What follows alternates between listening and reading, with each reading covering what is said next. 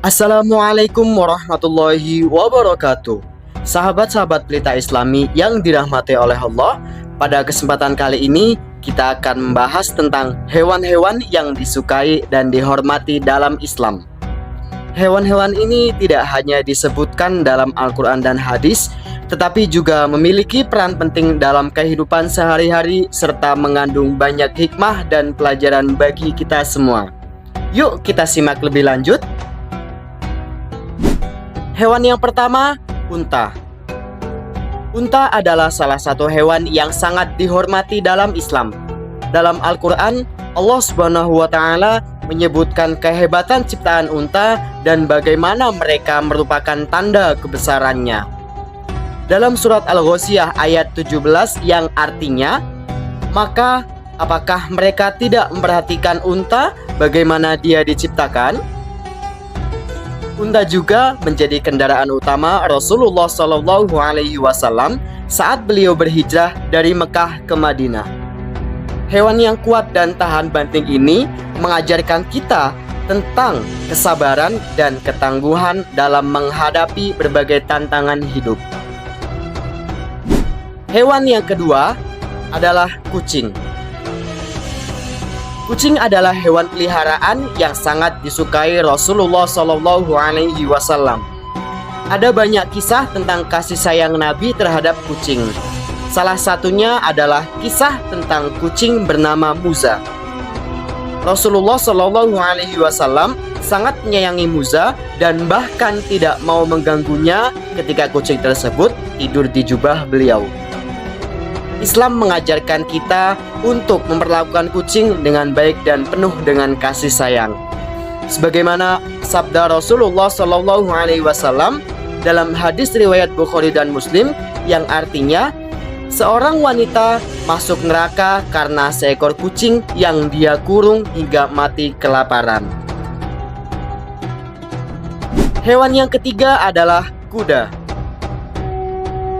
Kuda merupakan hewan yang dikagumi dalam Islam karena keberanian dan keindahannya. Rasulullah SAW memiliki beberapa kuda yang digunakan dalam peperangan dan perjalanan. Dalam Al-Quran, kuda disebutkan sebagai salah satu nikmat Allah bagi manusia. Dalam surat An-Nahl ayat 8 yang artinya, dan dia telah menciptakan kuda, bagal, dan keledai agar kamu menungganginya dan menjadikannya perhiasan. Dan Allah menciptakan apa yang tidak kamu ketahui. Kuda mengajarkan kita tentang keberanian dan kecepatan dalam mencapai tujuan. Hewan yang keempat, kambing atau domba. Domba dan kambing ini memiliki peran penting dalam ajaran Islam, terutama dalam ibadah kurban dan akikah. Nabi Ibrahim alaihissalam diperintahkan oleh Allah untuk menyembelih anaknya, tetapi kemudian digantikan oleh seekor domba sebagai tanda ketaatan dan pengorbanannya. Quran surat As-Saffat ayat 107 yang artinya, dan kami tebus anak itu dengan seekor sembelihan yang besar. Kambing ini mengajarkan kita tentang pengorbanan dan ketaatan kepada Allah Subhanahu wa Ta'ala. Kemudian hewan yang kelima adalah lebah. Lebah disebutkan dalam Al-Quran dengan surat yang khusus, yaitu surat An-Nahl yang artinya adalah lebah. Lebah diakui karena manfaat yang besar yang dihasilkan dari madu dan bagaimana mereka bekerja dengan tertib dan disiplin. Dalam surat An-Nahl ayat 68 dan 69 yang artinya, dan Tuhanmu mewahyukan kepada lebah, buatlah sarang di bukit-bukit, di pohon-pohon kayu, dan di tempat-tempat yang dibuat manusia. Kemudian makanlah dari tiap-tiap macam buah-buahan, dan tempuhlah jalan Tuhanmu yang telah dimudahkan bagimu. Dari perut lebah itu keluar minuman madu yang bermacam-macam warnanya. Di dalamnya terdapat obat yang dapat menyembuhkan bagi manusia.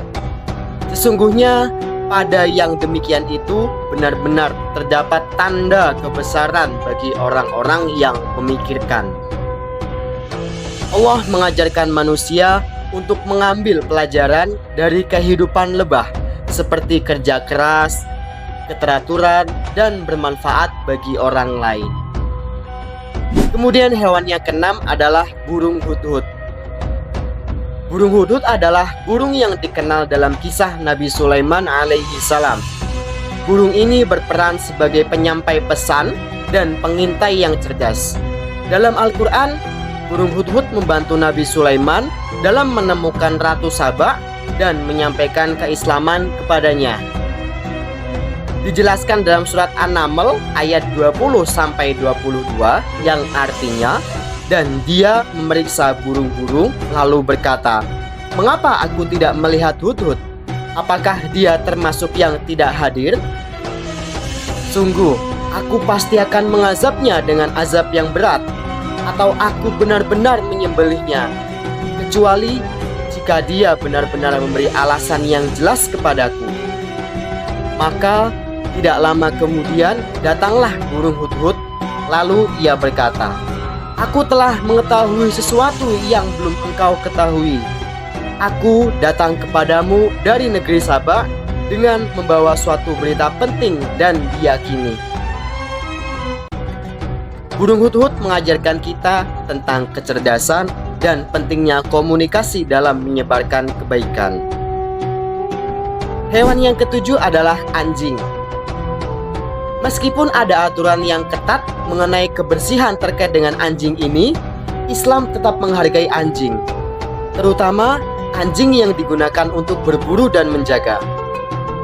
Dalam Al-Quran, kisah Asbabul Kahfi menggambarkan seekor anjing yang setia menemani pemuda-pemuda yang bersembunyi di gua.